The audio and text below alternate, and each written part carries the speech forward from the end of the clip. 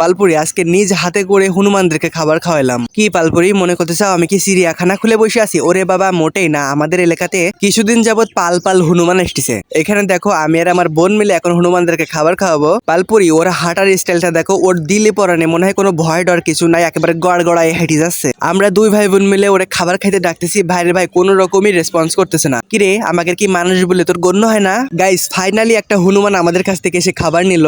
এখন দেখো বসে বসে হনুমান সিম খাচ্ছে, আমার হাত থেকে আবারও সিম নিল। ওরা যেহেতু তৃণভোজী প্রাণী এজন্য সমস্ত সবজি কিন্তু ওরা খায়। এদের বসার স্টাইল দেখো, মনে হচ্ছে কোনো একটা বড় ধরনের মডেল। তারপরে আমি আমাদের দোকানে চলে আসলাম রুটি নেওয়ার জন্য। এখন এই রুটি গুলো নিয়ে যেয়ে ওদেরকে খাওয়াবো। পালপুরি আমার হাতে যেই না রুটিটা দেখছে ওরা অমনি দৌড়ে চলে আসছে আমার কাছ থেকে রুটি নেওয়ার জন্য। ওরা যদি তোমার হাতে একবার খাবার দেখছে তো তোমার পিছু ছাড়বে না, সেই খাবারগুলো নিবে খাবে, তারপরে ওরা ঘর লাগবে। একেবারে সুপার গুলো আটা। এখানে দেখো আমি ক্যামেরার লুকা রাখছি, ক্যামেরার উপরে এসে এই খাটাসের বাচ্চা হান্তা দিচ্ছে। সরি পালপুরি, ও আমার মামাতো ভাই। এবার ক্যামেরার সামনে ডিরেক্টলি পিছন সাইড দেখাই দিল একটা হনুমান। ওর লজ্জা শরম বলতে কিছু নাই। ভাই তুই অন্য কিছু দেখাতি, এটা দেখানোর কোনো দরকার ছিল? এখানে কিন্তু সবাই ওদেরকে খাওয়াচ্ছিল। এখানে আমি আবার ওদেরকে রুটি দিচ্ছিলাম। একটা মা হনুমান দেখো বাচ্চাকে কোলে করে নিয়ে দুধ খাওয়াচ্ছে আর ঘুম পাড়াচ্ছে। বিষয়টা খুবই ইন্টারেস্টিং তাই না? এত কাছ থেকে এত সুন্দর দৃশ্য দেখতে পাওয়া কিন্তু ভাগ্যের ব্যাপার। ওয়েট গাইস, এবার এই বিডির তাল বাইনা দেখো একটুখানি।